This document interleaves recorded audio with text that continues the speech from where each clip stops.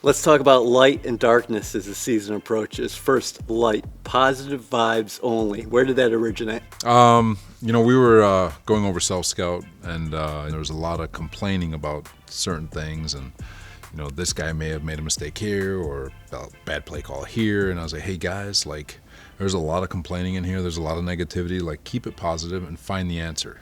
So it became a running joke, which turned into, let's get on a shirt and get it out to the guys, keep things positive, ignore the noise, regardless of what hits us from a negativity standpoint. Let's just keep a positive mindset and keep the main thing, which is getting better every day. Do you think the team and the organization did a good job of adopting that mantra throughout the offseason? It's easy in the offseason.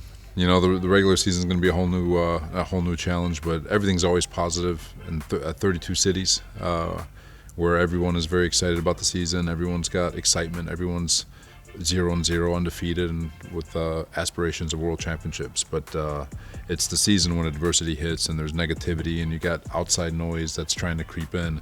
Can you keep it positive? Can you keep the main thing, and can you stay focused on what we're trying to accomplish, which is go to bed better than we woke up and see how good we can get. All right, so take me into the darkness now. What does the 60% mean?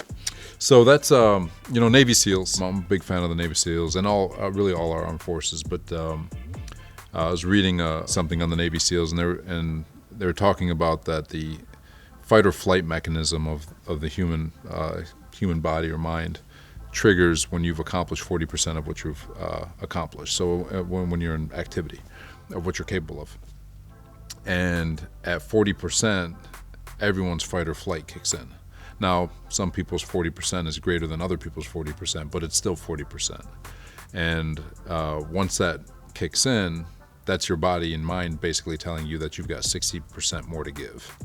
And in order to get through that barrier and in order to access that 60%, you've got to get to a dark place and you've got to be willing to go further than other people are unwilling to go. And that's the mindset.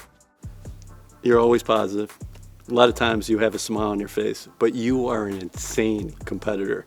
With that being said, you talked about the Navy SEALs. How much have you taken from that approach over the years?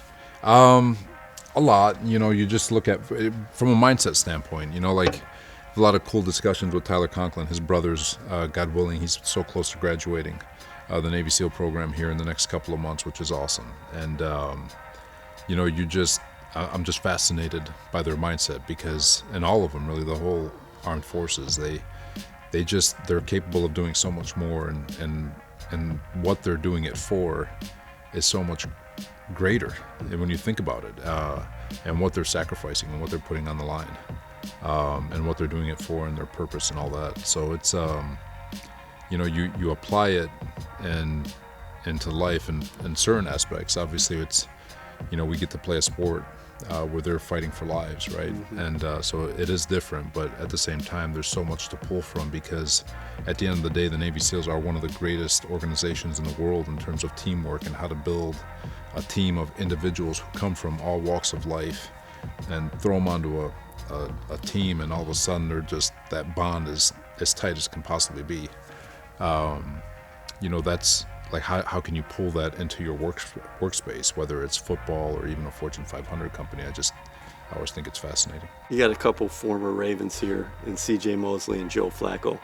How much can those two help you, not only week one, but throughout the season? Just their veteran presence. That's part of the mixture of veterans. Joe and CJ, they've been there, done that. Joe is a world champion MVP, and he's made as much money as you can make in this business. So it's all, he's here because he loves the game. CJ is an ultimate competitor where he still, in his mind, has a lot to prove, and they're quiet, but the way they prepare, the way they come in, go about their business, their interaction with their teammates, when they speak, people listen. And so just having those two guys, especially at those two positions where they're both quarterbacks of their side of the ball, is a really good thing. Without giving away your game plan, what do you got to do against Lamar Jackson? He's one of the most electrifying performers in this league. Oh yeah, no, he's hard to contain. He's going to get his. He's faster than everybody on the football field, and it doesn't matter what team you play. He's got a tremendous arm. He can throw. He's got great weapons to throw to. He's got an unbelievable run game and a run game design that they can work behind. So it's tough for everybody when you go against a team like that's essentially Wildcat, and they do as good a job as anybody. How much does it mean to you to lead the New York Jets on September 11th?